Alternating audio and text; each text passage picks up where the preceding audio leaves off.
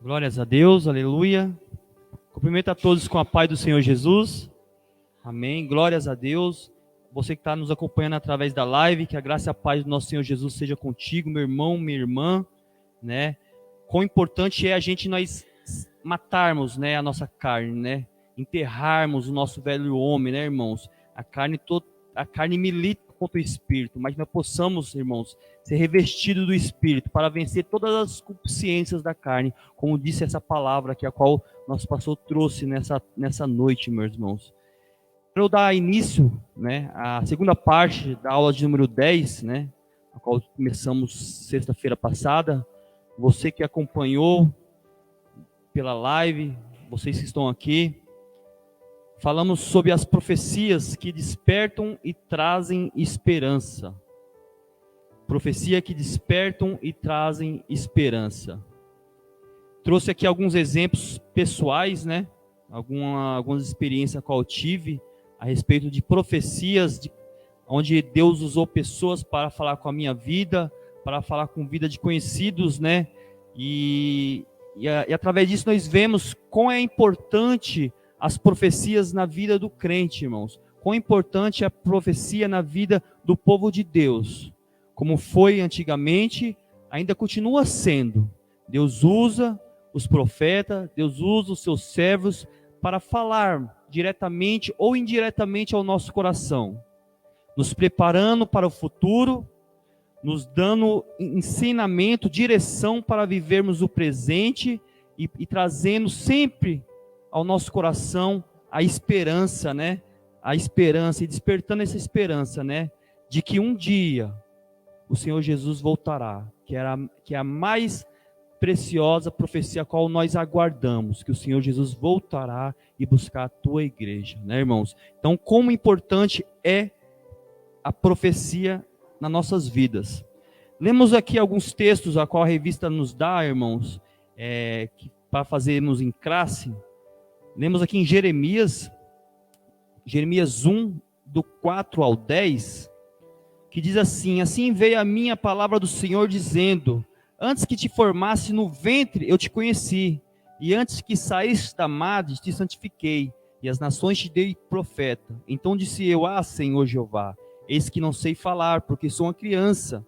Mas o Senhor me disse, não digas eu sou uma criança, porque onde quer que eu te enviar, irás, e tudo quanto te mandar dirás. Não temas diante dele, porque eu sou contigo para te livrar, diz o Senhor. E estendeu o Senhor a mão, tocou-me na boca e disse-me o Senhor, eis que ponho as minhas palavras na tua boca. Olha, ponho-te nesse dia sobre as nações e sobre os reinos, para arrancares e para derribares, e para destruíres e para arruinares, e para edificares e para plantares. Então essa palavra qual nós lemos aqui, irmãos, mostra o chamado do profeta Jeremias, né? Desde o ventre da sua mãe. E nos dias de hoje também, o Senhor chama cada um para profetizar, né? Deus usa os seus servos para profetizar para a tua igreja, irmãos. Irmãos, nós vemos no cenário bíblico, irmãos, a importância dos profetas para a história do povo de Deus. Nós vemos aqui os profetas, falamos um pouco sobre os profetas maiores, né? E as suas profecias. Analisamos os feitos, né, do profeta Isaías, do profeta Jeremias, falamos a respeito do profeta Ezequiel, do profeta Daniel, e todos eles, irmãos, tiveram uma atuação proeminente, tanto no reino de Judá como na Babilônia. Deus usou todos eles para lhe advertir o povo, para lhe corrigir o povo, para que o povo se voltasse a Deus. Deus também usou esses profetas para profetizar o cativeiro, a punição pela rebeldia do povo, e Deus também profetizou através da vida deles a restauração do povo, né? Quando o povo se arrependeu de verdade, Deus usou os profetas para profetizar a restauração. Então paramos aqui, irmãos, nós falamos a respeito dos profetas maiores. Hoje iniciaremos essa aula, continuação dessa aula, falando a respeito dos profetas menores, né? E nós falamos também um pouco da diferença dos profetas maiores para os profetas menores, que equivale, a única diferença que tem um para o outro é a questão do conteúdo, né, o material, né, a qual eles relataram, né? Os profetas maiores maiores porque tem mais relatos, os menores porque tem menos relato. Mas isso não muda a importância deles na vida do povo de Deus, né, irmãos? Eu quero ler aqui um auxílio teológico que a Revestinha dá, que eu achei muito interessante, que os irmãos possam acompanhar na sua casa, auxílio teológico, que diz assim, irmãos: o ofício do profeta. Ao abordarmos o ofício do profeta, encontraremos uma relação estreita entre palavra e visão. É indivisível a função de ser vidente e portador da palavra. O profeta sempre será visionário, já que no desempenho do seu trabalho fará com que os receptores de sua mensagem alcancem uma compreensão divina do presente e também fará com que se perceba o futuro, sem as incertezas que ocasiona o devir daqueles que, ignorando a profecia, vivem alheios aos desígnios de Deus e, portanto, se convertem em títeres das circunstâncias temporais, ou, o que poderia ser pior, acabam sendo vítimas da manipulação dos multiformes oráculos dos falsos profetas ou iluminados de plantão. Para uma maior compreensão da relação entre profeta e vidente, faremos referência a 3 termos hebraicos que se referem, de forma especial, ao profeta do Antigo Testamento, ainda que com mais empenho eu me referia ao que talvez seja o vocábulo mais importante, Nabi. Esse termo comumente se traduz profeta, mais de 300 vezes nas escrituras hebraicas. A ideia básica do significado de Nabi é alguém que fala em lugar de Deus. O Nabi foi necessariamente estabelecido para transmitir a mensagem de Deus. Quero fazer referência a outros 2 termos para profetas, traduzido como vidente. Um é Roé e o outro é Rosé. Ambos são usados muito menos que o termo principal, Nabi. A palavra hebraica Roé aparece em 12 ocasiões. Rosé é utilizada 18 vezes. A raiz de ambas destaca o sentido de ver. Portanto, a ideia fundamental que quero destacar consiste na capacidade que outorga ao profeta que pode visualizar a vontade de Deus. Isso pressupõe um enfoque revelacional na capacidade de o profeta escutar a voz de Deus.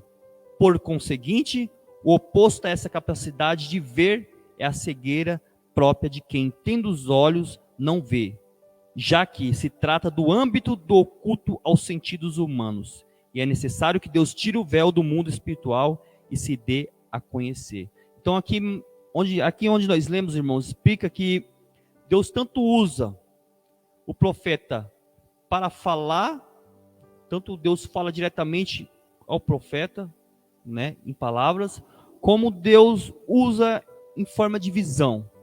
Mas aqui esse texto da revista ele explica, né, o cuidado que nós devemos ter, porque existe vidente, né, e profeta, né, irmãos. Muitos são videntes, falsos profetas, né? Muitos usam entre termos, né, essa habilidade para profetizar, para enganar o povo. Então, aqui no começo da revista mostra a necessidade de termos cautela a respeito disso, né? Porque o profeta, o termo que é usado, os 2 termos que é usado aqui em hebraico, né?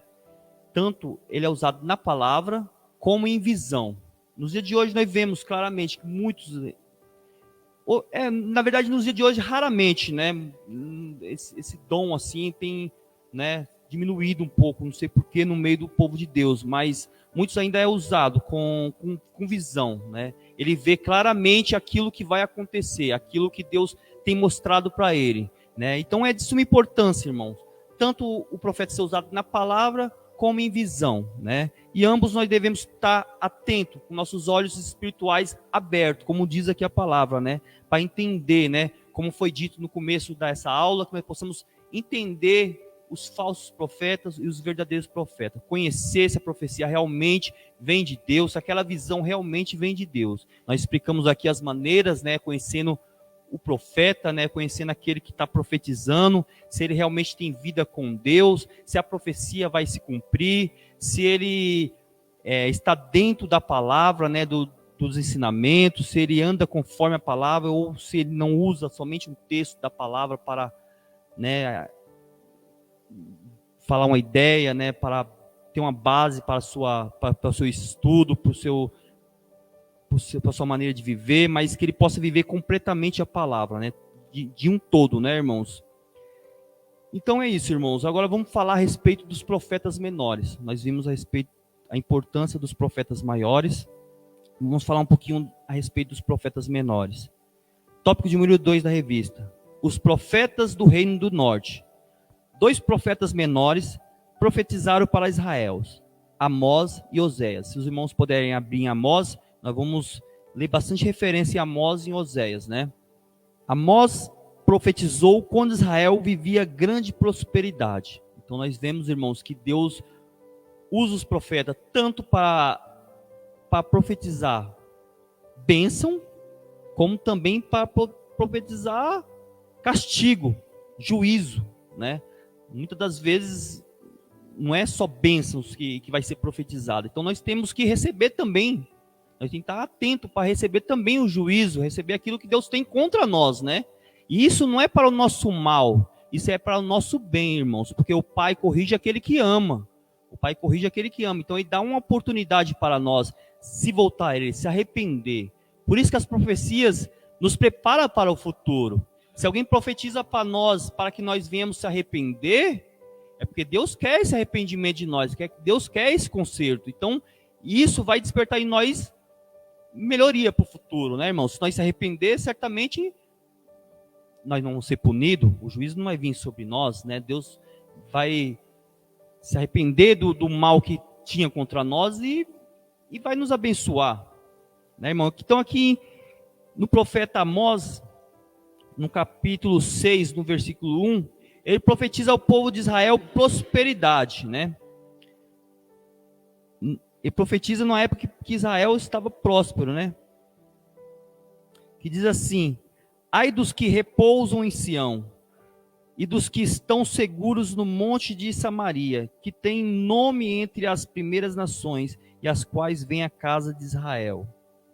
Contudo, Deus reprovava as ações do povo. Então nós vemos que tanto ele profetizou na época que o povo de Israel estava próspero, agora ele vai profetizar porque Deus reprovava as ações do povo, né, irmãos? Vamos ver aqui alguns textos, irmãos.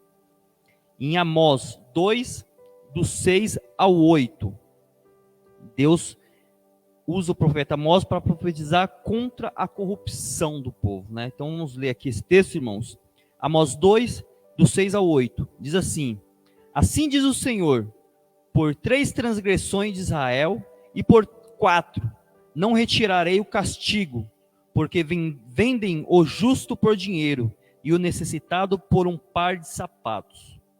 Suspirando pelo pó da terra sobre a cabeça dos pobres, eles pervertem o caminho dos mansos, e um homem e seu pai entram a mesma moça, para profanarem o meu santo nome, e se deitam junto a qualquer altar sob roupas empenhadas, e na casa de seus deuses bebem o vinho dos que tinham multado.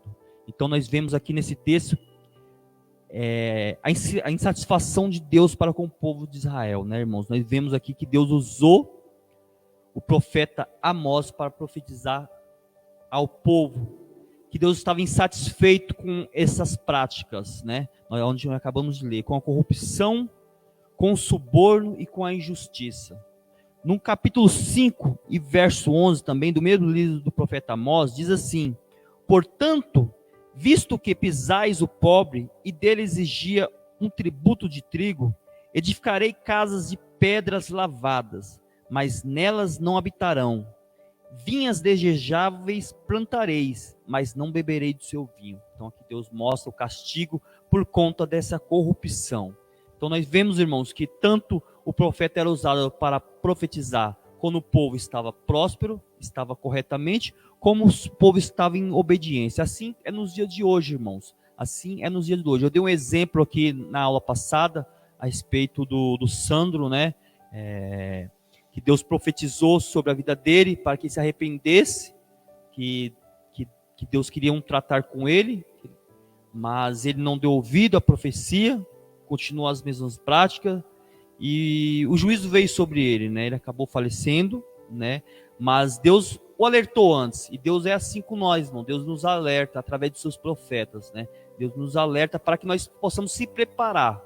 Se é para corrigir, para correção, que nós venha se corrigir. Se é para nós ser usado em algum serviço da obra, que nós venhamos se dedicar, que nós venhamos se empenhar, que nós venhamos mergulhar dentro do propósito e do querer do nosso Deus. Em razão disso, Amós vaticinou o cativeiro como julgamento. Vaticinou é profetizou, irmão, essa palavra. Amós 6:7, que diz assim: eis que agora ireis em cativeiro entre os primeiros que foram cativos, e cessarão os festins dos regalados. Né, irmãos? Aqui então Deus, após ver tanta corrupção, tanta injustiça e tanto suborno, Deus usa o profeta para profetizar o cativeiro sobre Israel, né, irmãos? E também o profeta Oséias, irmãos. Os irmãos podem abrir em Oséias, vamos estar acompanhando a respeito do profeta Oséias. E todas as profecias, irmãos, nós podemos observar, tanto os profetas maiores como os menores, elas abordam o juízo, mas enfatiza a misericórdia de Deus em prover o livramento. Deus, ele profetiza sobre a corrupção, sobre o estado ao qual o povo está, profetiza sobre o juízo, mas também profetiza sobre a misericórdia, né? Deus tanto usa para profetizar o juízo como a misericórdia, como Deus vem restaurar. Deus profetiza a restauração sobre o seu povo. Então, em que Oséias, irmão, diz assim: Oséias condenou a infidelidade de Israel, que como uma meretriz, ó irmãos, como uma meretriz, traiu e abandonou o Senhor para seguir o caminho da idolatria, da luxúria, do homicídio, do roubo e da opressão. Temos alguns textos aqui no profeta Oséias. Vou estar começando a ler em Oséias 1:2, que vai falar sobre a meretriz, né, irmãos? E aqui Deus comparou a Israel com uma meretriz, né? Como uma mulher que trai o seu marido, né? Oséias 1:2 diz assim: o princípio da palavra do Senhor por Oséias, disse, pois, o Senhor a Oséias: vai, toma mulher de prostituição e filhos de prostituição, porque a terra se prostituiu, desviando-se do Senhor. Olha, irmãos, e no próprio profeta Oséias 4:10 diz assim: comerão, mas não se fartarão, entregar-se-ão à luxúria, mas não se multiplicarão, porque deixaram de olhar para o Senhor. Oséias 5:2 diz também: os transviados têm descido até o profundo na matança, mas eu serei a correção de todos eles. Oséias 7:1 também diz: sarando eu a Israel, se descobriu a iniquidade de Efraim, como também as maldades de Samaria, porque obraram a falsidade, e o ladrão entra, e a horda dos salteadores rouba cá fora. Oséias 12:7 também diz: e um mercador tem balança enganadora em sua mão, ele ama a opressão. Então nós vemos aqui as profecias contra o povo de Israel, contra toda essa maneira errada do povo se comportar, né, irmãos? Então nós vemos também, por consequência disso, a nação foi conduzida ao cativeiro pela Síria. Oséias 9:3. Na terra do Senhor não permanecerás, mas Efraim tornará ao Egito, e nas Sírias comerás comida imunda. Então aqui Deus profetiza, né, de novo o cativeiro sobre o povo de Israel, né? Mas apesar dos erros, irmãos, ambos os profetas anunciam que Deus prometeu restaurar o povo, né? Em Amós 9:14 diz assim: "E removerei o cativeiro do meu povo Israel, e edificarão as cidades assoladas, e nelas habitarão e plantarão vinhas, e beberão seu vinho, e farão pomares, e comerão seu fruto." Então nós vemos em Oséias também 14:4 também diz: "Eu sararei a sua perversão, eu voluntariamente os amarei, porque a minha ira se apartou dele." Então nós podemos ver que tanto o Senhor profetiza o juízo, tanto o Senhor profetiza que o povo está em corrupção, como o Senhor nosso Deus também profetiza a restauração do seu povo. E nós vemos isso em todos os profetas, irmãos. Todos os profetas, nós vemos todas essas ocasiões, né, irmãos? No tópico de número 2, irmãos, nós vamos ver a respeito dos profetas pré-exílios, né? Antes do povo ser cativo, né, irmãos? Os profetas de Judá pré-exílio são 4, irmãos. Joel, que pregou arrependimento, né? Nós podemos ver lá em Joel 2:12, né? Que diz: "Ainda assim agora mesmo, diz o Senhor, convertei-vos a mim de todo o vosso coração, e isso com jejuns e com choro e com pranto", né? Joel profetizou o arrependimento e profetizou o derramamento do Espírito, irmãos. Joel 2:28. Vou estar lendo aqui, irmãos. "E há de ser que depois derramarei o meu Espírito sobre toda a carne, e vossos filhos e vossas filhas profetizarão, os vossos velhos terão sonhos, e os vossos mancebos terão visões." Tudo isso antes do exílio, irmãos, antes do povo ser escravizado.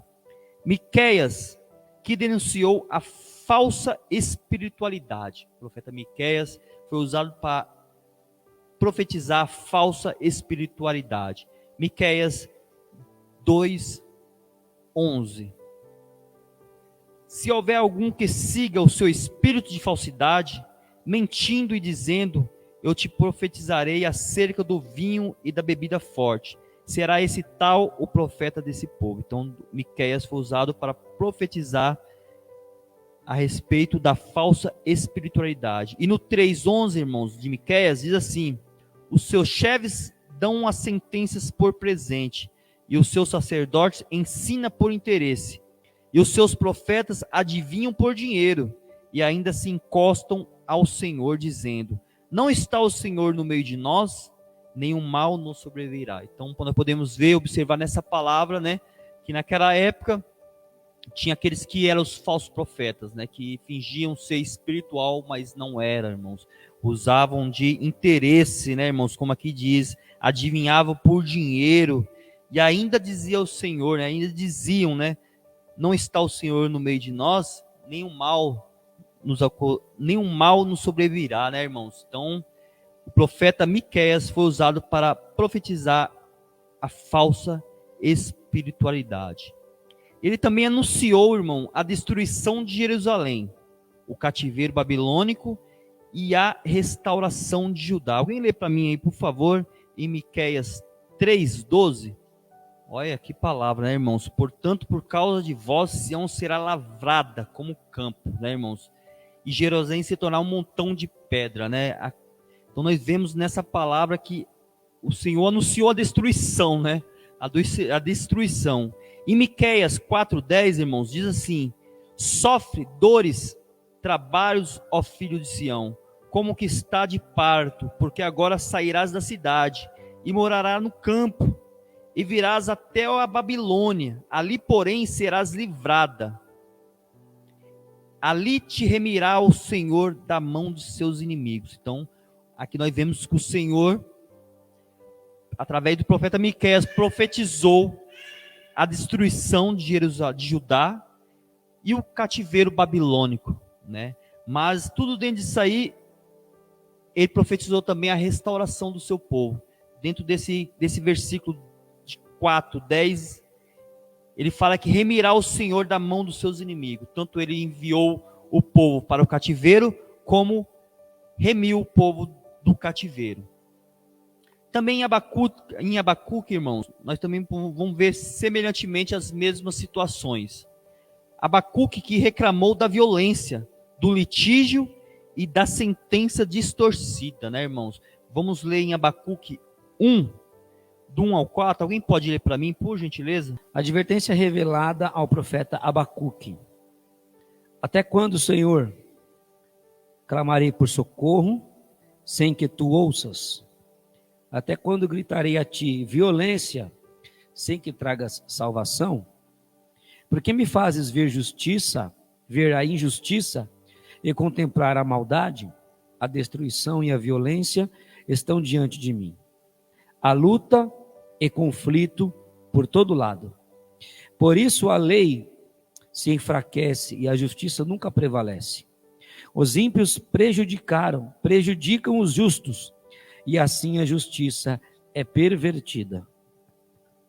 Então nós acabamos de observar, irmãos, o cenário ao qual Abacuque estava presenciando, né? A violência, o litígio, né? A corrupção, a discórdia, né? A contenda entre o povo, né? E Abacuque deixou registrado aqui em seu livro, profetizou isso em seu livro, né, irmãos? Mas também ele profetizou que Deus usaria os babilônicos para punir a nação, né? Então, sempre depois de uma profecia que o povo estava em rebeldia, o povo estava andando em rebeldia, fazendo essas coisas que é relatado aqui, o Senhor sempre profetizava a respeito do cativeiro. Sempre tem uma punição, né? Sempre tem uma punição para aqueles que não andam nos caminhos do Senhor, que anda fazendo totalmente ao contrário do que o Senhor nos pede, né, irmãos? É porque ele fala uma questão que a gente precisa sempre entender, e até hoje Deus faz nas igrejas, é avisar, né? Vocês abandonaram o pecado, vocês estão me seguindo, vocês estão dizendo que vocês são o meu povo e que eu sou o seu Deus. Mas e aí? E esse mau testemunho?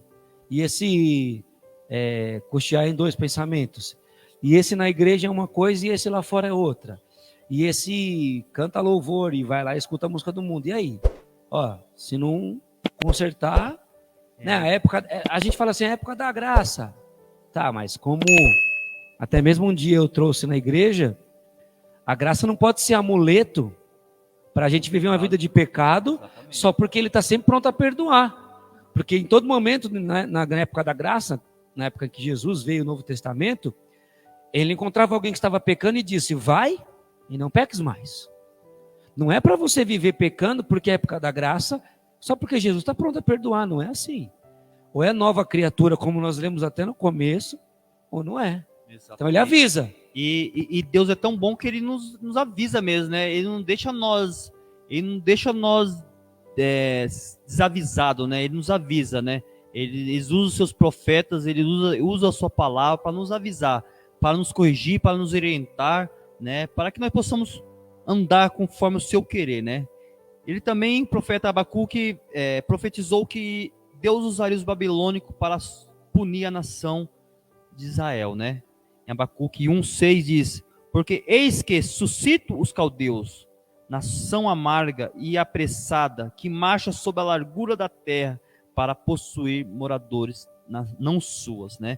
Então Deus aqui permitiu que os babilônicos, né, levassem cativo, né, o povo de Israel, né?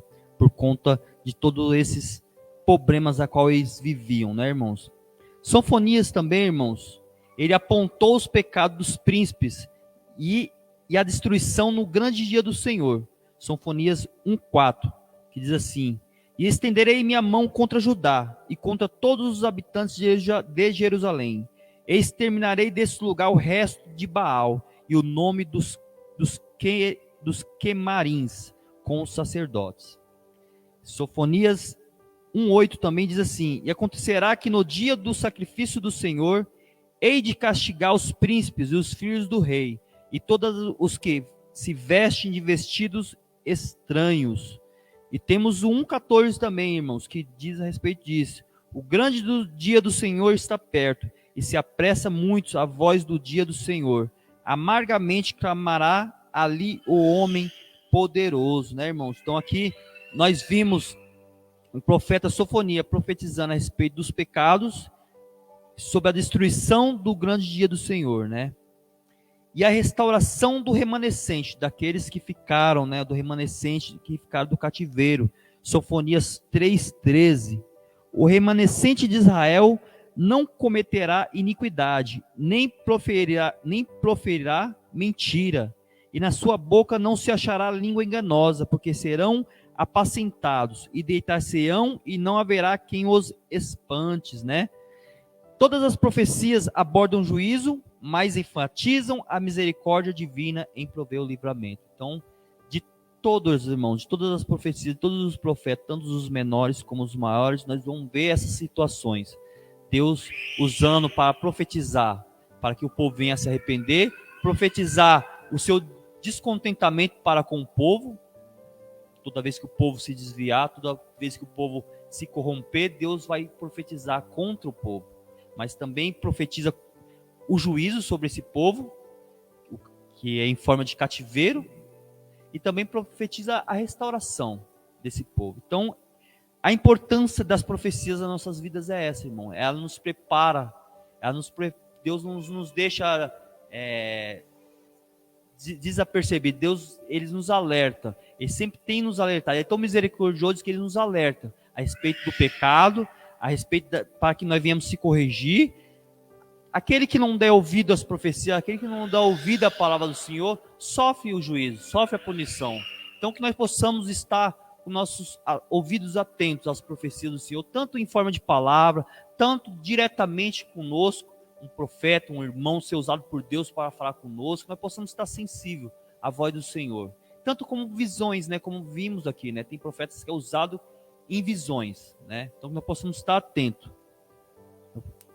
Como você está falando aí, e até interessante, você falou que nos maiores e nos menores, Deus sempre fala, né? Deus sempre avisa pelo meio do profeta. A gente falou quarta-feira. Quarta-feira na palavra Deus falava o que no final? Que em todo o cenário de cativeiro, de desobediência, sempre tinha o que falava, volta, e sempre tinha os que ouviam, volta. E eis a grande questão. Nós hoje estamos em qual cenário? Naqueles que estão ligados com Deus e dizendo aos que se foram, volta, ou os que estão precisando ouvir, volta para Deus? Porque em todo o cenário o povo de Israel tinha muita gente que precisava ouvir, e às vezes tinha um que dizia volta. Que a gente pense nessa questão de não ser aquele que amanhã vai ouvir volta, mas aquele que vai ser usado para falar volta para Deus. Ou seja, se você está numa posição de que está dizendo volta, é porque você permaneceu fiel. É porque você não abandonou e não se desviou. Exatamente, tem essas duas questões. Ou você é boca de Deus para profetizar, ou você vai ouvir uma profecia, né? Tanto para o seu bem, como também para o seu mal, né? E vamos agora no tópico número 3, irmãos. Vamos falar a respeito dos profetas pós-exílio, né? Depois que o povo foi para o cativeiro, né? Os profetas de Judá pós-exílio são 3. O profeta Ageu, que persuadiu o povo a reconstruir o templo, né? Vamos ler em Ageu 1, do 2 ao 6, irmãos. Assim fala o Senhor dos exércitos, dizendo: este povo diz, não veio ainda o tempo em que a casa do Senhor deve ser edificada. Veio, pois, a palavra do Senhor por intermédio do profeta Ageu, dizendo: porventura, e para vós tendo de habitardes nas vossas casas, forradas, enquanto esta casa fica deserta. Ora, pois diz o Senhor dos exércitos: considerai os vossos caminhos. Amém. Então nós vemos aí que Deus usa o profeta Ageu para instigar o povo, né? Persuadir o povo a reconstruir o templo, né, irmãos? E Deus prometeu também prover os recursos para essa construção, né? E não só usou o profeta para persuadir o povo a reconstruir o templo, como ele proveu, né, os recursos. Nós vemos lá em Ageu 2:8, né, que fala: minha é prata e meu é o ouro, disse o Senhor dos Exércitos, né, irmãos? Então Deus proveu, né, proveu para que o templo fosse restaurado. E assegurou que a glória dessa casa seria maior do que a primeira, né, irmãos? Ageu 2:9, que diz: a glória dessa última casa será maior do que a primeira, diz o Senhor dos Exércitos. Nesse lugar darei a paz, diz o Senhor dos Exércitos. Em Zacarias, irmãos, nós podemos ver também que Zacarias, que animou o povo e Zorobabel a construir o templo, com a mensagem: não por força nem por violência, mas pelo meu espírito, né? Vemos isso, essa palavra lá em Zacarias 4:6, né? E respondeu e me falou dizendo: esta é a palavra do Senhor a Zorobabel, dizendo: não por força nem por violência, mas pelo meu espírito, diz o Senhor dos Exércitos. E anunciou a vinda do Messias como um renovo do Senhor, né? Em Zacarias 3:8, que diz assim: ouve, pois, Josué, sumo sacerdote, tu e os teus companheiros que se assentam diante de ti, porque são homens portentosos, eis que eu farei vir o meu servo, o renovo, né? Glórias a Deus, aleluia. Renovo, a palavra renovo. O renovo é o Senhor Jesus, né? O renovo é o Senhor Jesus, que o povo precisava, né? Que o povo precisa, né, meus irmãos? Malaquias, que repreendeu o desleixo dos sacerdotes. Malaquias 1, do 7 ao 8, ele repreendeu os desleixos dos sacerdotes. Oferecereis sobre o meu altar pão imundo e dizeis: em que te havemos profanado? Nisto que dizeis, a mesa do Senhor é desprezível. Porque quando trazeis animais cegos para os sacrificares, não faz mal. E quando ofereceis o coxo ou o enfermo, não faz mal. Ora, apresentai-o ao teu príncipe. Terá ele agradado em ti? Ou aceitará ele a tua pessoa? Diz o Senhor dos Exércitos, né? Então nós vemos aqui o desleixo do sacerdote para com as ofertas ao Senhor, né? Trazia animais cegos, animais coxos, animais mancos, não dava o melhor para o Senhor, né? E também os pecados do povo, né? Malaquias aqui profetizou a respeito dos pecados do povo. Malaquias 3:5, que diz assim: enxergar-me-ei a vós para juízo, e serei uma testemunha veloz contra os feiticeiros, contra os adúlteros e contra os que juram falsamente, e contra os que defraudam o jornaleiro e pervertem o direito da viúva e do órfão e do estrangeiro, e não me temem, diz o Senhor dos Exércitos. E a negligência com os dízimos e oferta.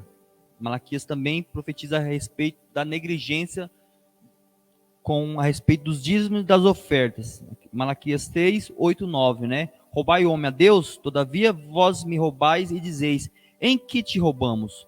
Nos dízimos e nas ofertas alçadas. Com maldição sois amaldiçoado, porque me roubais a mim, vós toda a nação.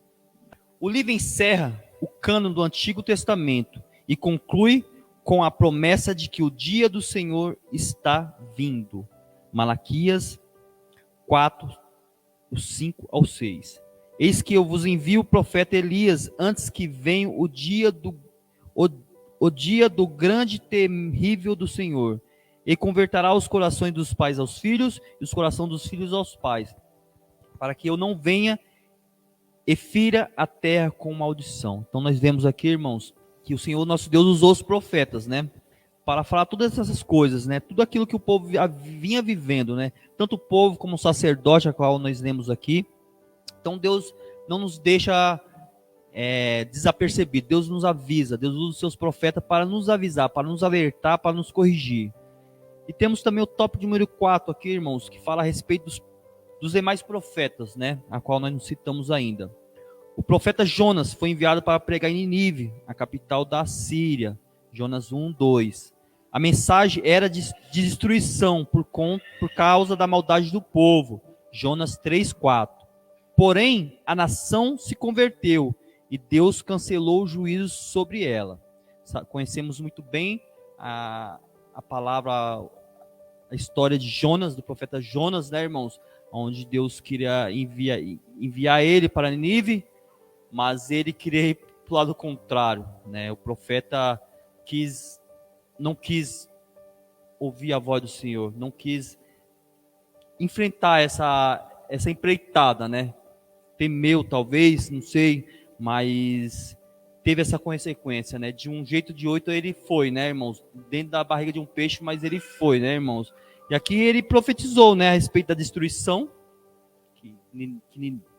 a respeito do pecado de Nínive, a respeito que Nínive ia ser destruída, mas também nós vemos que Nínive se converteu, né, se arrependeu, né? E aquele mal que o Senhor havia de se cumprir sobre Nínive, ele voltou atrás, ele se arrependeu e perdoou ali o povo de Nínive, né? E onde fala que Deus cancelou o juízo sobre ela. Nós vemos lá em Jonas 3, do 8 ao 10. Mas os homens e os animais estavam cobertos de sacos e clamaram fortemente a Deus e se converteram, cada um do seu mau caminho e da violência que há nas suas mãos. Quem sabe se voltará a Deus, se arrependerá e se apartará do furor da sua ira, de sorte que não pereceramos. E Deus viu as obras deles, como se converteram do seu mau caminho, e Deus se arrependeu do mal que tinha dito que faria e não fez. Então vemos que Deus enviou o profeta para profetizar o mal, a forma errada a qual Nínive, os moradores de Nínive estavam vivendo, pediu para profetizar a destruição, para que se não arrependesse ia ser destruída, mas graças a Deus o povo se arrependeu, e Deus voltou atrás do mal que tinha contra Nínive. Mas mais lá na frente nós vamos ver, irmãos, que Nínive novamente voltou a cometer as mesmas práticas, né? E veio o juízo sobre ela. O profeta falava e tinha certeza que era Deus falando. E o povo, você viu aqui que o povo clamou, até os animais. Você viu que até os animais clamaram, né? Até os animais, né, se arrependeram, né?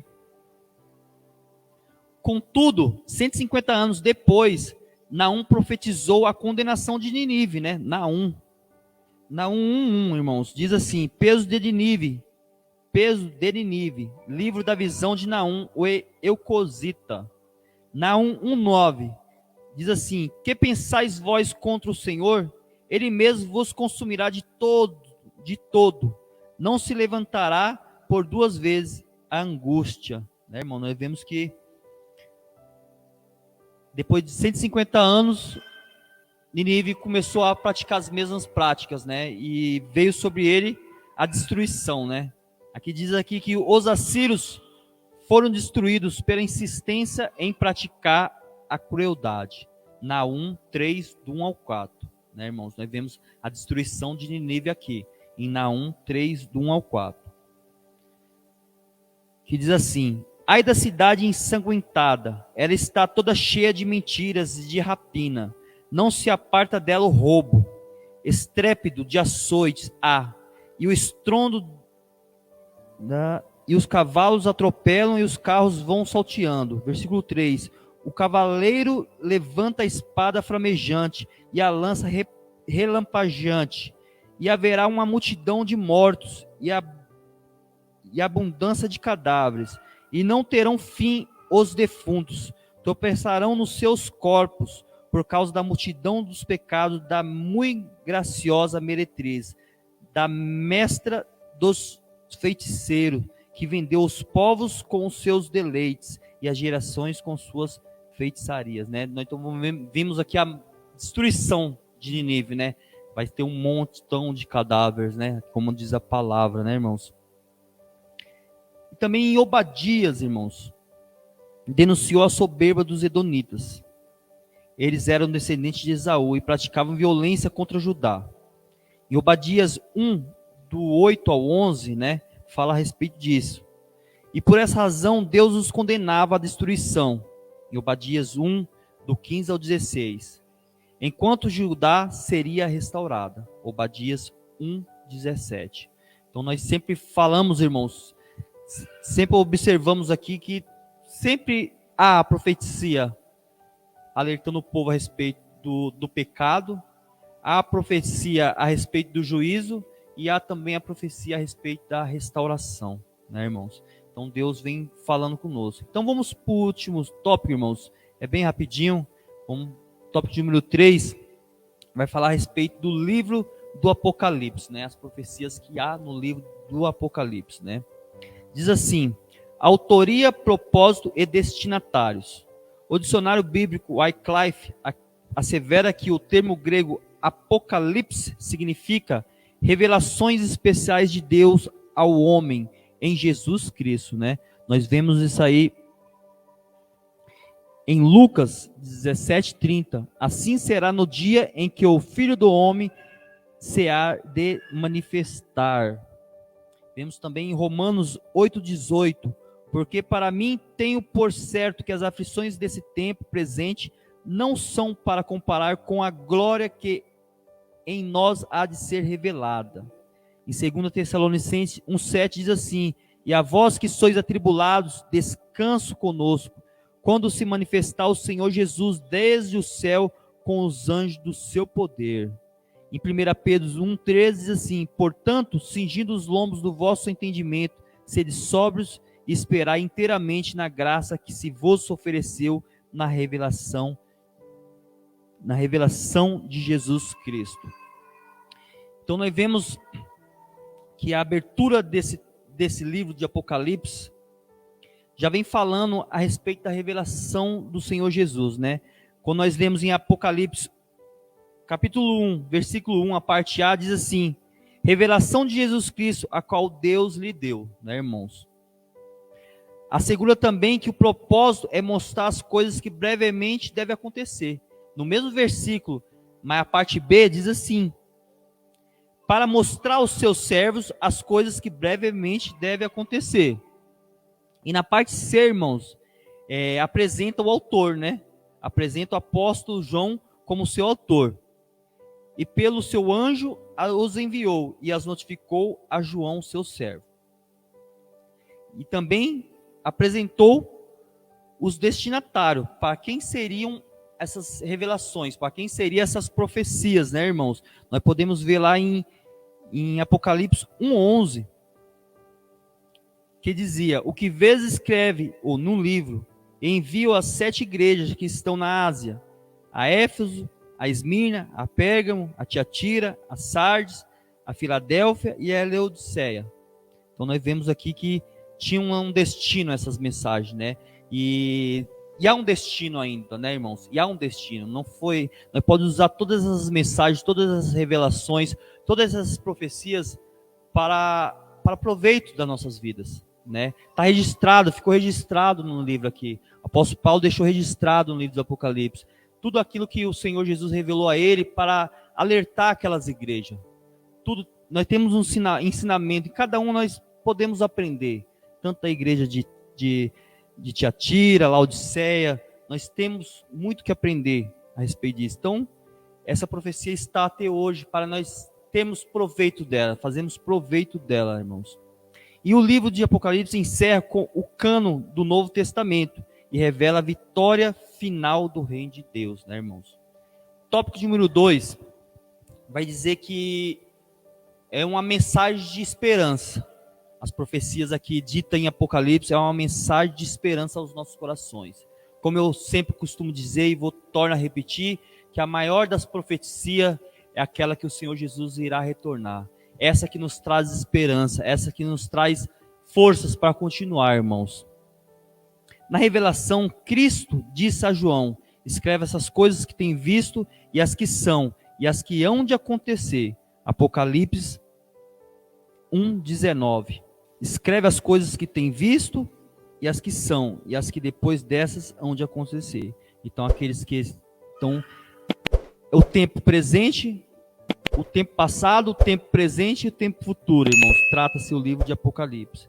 Significa o registro do passado, do presente e do futuro. No passado, João testificou da palavra de Deus, Apocalipse 1:2, onde diz: a qual testificou da palavra de Deus e do testemunho de Jesus Cristo e de tudo o que tem visto. No presente, todos devem guardar as palavras das profecias. No presente, a qual nós vivemos. Todos, onde eu acabei de ler, onde eu acabei de comentar aqui, né, que essas profecias é para no presente, é para nós usarmos no presente a nosso favor, para não cairmos no mesmo erro a qual as igrejas caíram, e para nós também fazer conforme aquilo que ela fazia de bom, né, que é relatado no livro do Apocalipse. E Apocalipse 1:3 diz: bem-aventurado aquele que lê e os que ouvem as palavras dessas profecias, e guarda as coisas que nelas estão escritas, porque o tempo está próximo. No 22:14 diz assim: bem-aventurado aqueles que lavam as suas vestiduras no sangue do Cordeiro, para que tenham direito à árvore da vida e possam entrar na cidade pelas portas. E no futuro, irmão, irá se cumprir a esperança da volta de Jesus. Apocalipse 1:7, onde diz: eis que vem com as nuvens, e todo olho o verá, até os mesmos que o transpassaram, e todas as tribos da terra se lamentarão sobre ele. Sim, amém. Então essa é a profecia a qual todos nós aguardamos, irmãos, com muita fé, né, irmãos? Desse modo, o livro nos ensina a viver com Deus no presente, a fim de participar da eternidade com Ele. Olha que legal, irmãos. Ensina a gente a viver no presente, mas a fim de participar da eternidade com Deus. As revelações do futuro atestam que Deus controla a história. Satanás será derrotado, o pecado será banido, e aqueles que venceram herdarão a nova Jerusalém, onde podemos ver em Apocalipse 22, Apocalipse 21, do 2 ao 4. E eu, João, vi a santa cidade, a nova Jerusalém, que de Deus desceu do céu, adereçada como uma esposa ataviada para o seu marido. E ouvi uma grande voz do céu que dizia: eis aqui o tabernáculo de Deus com seus homens, pois com eles habitará, e eles serão o seu povo, e o mesmo Deus estará com ele, e será o seu Deus. E Deus limpará de seus olhos toda lágrima, e não haverá mais morte, nem pranto, nem clamor, nem dor, porque já as primeiras coisas são passadas. Então nós vemos, irmãos, essa profecia. Nós vemos essa profecia da Nova Jerusalém. Quer ir para lá, irmãos? Quer ir morar lá nessa cidade santa, onde não vai haver mais choro, não vai haver mais morte, não vai haver mais dor? Siga firme, siga atento seus ouvidos à voz do Senhor, porque o Senhor a todo momento fala conosco, de forma direta, indiretamente, através dos seus profetas, porque Deus quer o nosso melhor e não nos deixa desavisado. Ele vem com as suas profecias, ele vem com a sua palavra para nos alertar, talvez da maneira errada a qual nós vivemos. Ele vem nos alertar, ele vem profetizar a nossa vida ao arrependimento, para que nós venhamos se arrepender. Vem nos alertar a respeito do juízo, para se caso nós não venhamos se arrepender, nós vamos sofrer o juízo. Mas também vem, irmãos, nos restaurar. Vem restaurar o seu povo. Então essa é a mensagem a qual o Senhor vem passar para nossas vidas através desse estudo.